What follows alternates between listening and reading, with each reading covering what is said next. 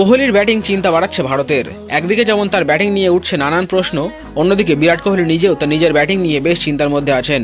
এমনকি নেটে প্র্যাকটিসে নেমে ভারতীয় এক বোলারের 10টি বলের মধ্যে তিনি 4 বার আউট হলেন।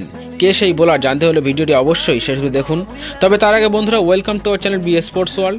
আর আপনারা যারা এই চ্যানেলে নতুন, তারা খেলাধুলা সম্বন্ধিত সমস্ত খবর পেতে আমাদের চ্যানেলটি সাবস্ক্রাইব করে বেল আইকনটি প্রেস করে রাখুন। বাংলাদেশের বিরুদ্ধে চেন্নাইয়ে 2 ইনিংস মিলিয়ে বিরাট কোহলি করেছেন মাত্র 23 রান। প্রথম ইনিংসে পেসারের বলে খোঁচা মেরে আউট হয়েছেন তিনি।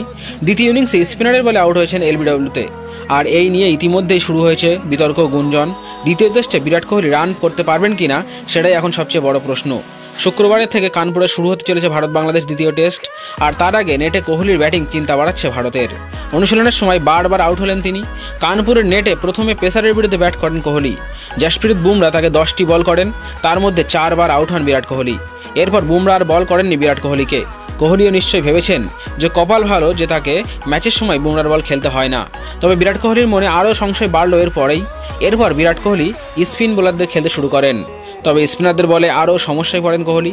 রবীন্দ্র জাদেজার বল একেবারেই তিনি দেখতে পাচ্ছিলেন না। ব্যাটে বলে না করতে পেরে নিজের ওপরেই রেগে যান তিনি। অক্ষর প্যাটেলের বলে কোহলির ব্যাট প্যাটের ফাঁক দিয়ে গিয়ে উইকেটে আউট হন তিনি। দেখে বোঝা যাচ্ছিল স্বাভাবিকভাবে শট খেলতে সমস্যা হচ্ছে কোহলির।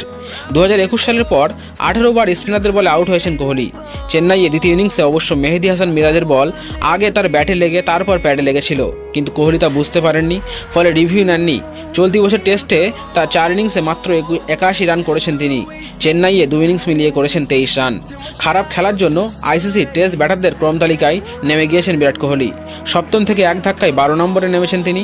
কানপুরে তিনি ফিরতে পারবেন কিনা সেদিকে নজর থাকছে সকলের। কিন্তু নেটে তিনি যেভাবে বারবার আউট হয়েছেন তা চিন্তা বাড়াবে রোহিত শর্মা ও গৌতম গম্ভীরদের। তো বন্ধুরা, আপনাদের কি মনে হয় কানপুরে দ্বিতীয় টেস্টে বিরাট কোহলি কি রান পাবেন? আর পেলে কত রান করতে পারেন তিনি? আপনার মতামত কমেন্ট করে জানান আমাদের। আর ভিডিওটি ভালো লাগলে অবশ্যই আমাদের চ্যানেলটি সাবস্ক্রাইব করে বেল আইকনটি প্রেস করে রাখুন।